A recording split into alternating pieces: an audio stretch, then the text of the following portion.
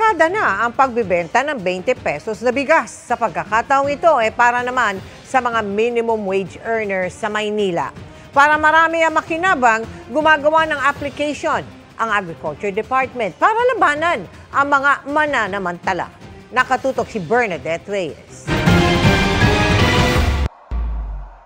Nakangiting binuksan ni Antonio ang bigas na nabili lang ng 20 pesos kada kilo. Minimum wage earner si Antonio, kaya malaking tulong niya ito sa pagbabudget. Lalo't kailangan niya ang kanin para sa lakas bilang porter. Dati po, makakabili ako ng bigas ng 5 kilo lang. Pero kung mayroong mga 20 pesos na bigas na ganito, baka sakasakali makabili na ako ng 10 kilo. Malaking bagay na po sa pamilya ko ito. Si Anthony naman, makakapagtabi na niya ng pera. Savings na lang po namin yun para kung sakaling may darating na sakuna, magagamit po namin.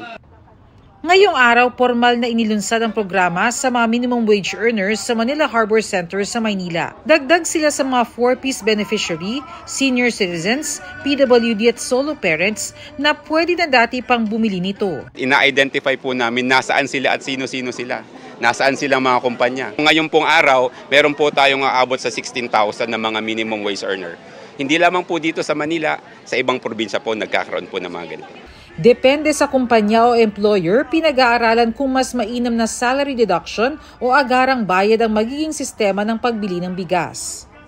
Ayon sa Department of Labor and Employment, 120,000 ng mga minimum wage earners ang inisyal na target na mabentahan nitong 20 bigas. Pag-aaralan din daw ng Department of Agriculture na palawigin pa ang programa para makabili rin ito ang mga nabibilang sa lower middle income. Hamon din sa DA ang umuulit sa pila kahit nakabili na ng takdang limit, gaya ng nabisto sa Bacolod. Nagde-develop na anya ang DA ng app na gagamitin ng mga bibili para matrack ang nabili nilang bigas. Kung nakarehistro ka sa app na yun at na-vet at approve ka para sa programa, parang titirahin na lang yung barcode, alam na natin na nakakuha ka na, ilan na nakuha mo, kailan mo nakuha, saan mo nakuha. Samantala, simula naman sa July 1, posibleng ibaba ng 2 piso ang maximum SRP sa imported rice. From 45 to 43. So yung RFAs natin, malamang bumaba din by 1 to 2 pesos bawat. But pina-finalize pa. Para sa GMA Integrated News, Bernadette Reyes, nakatutok 24 oras.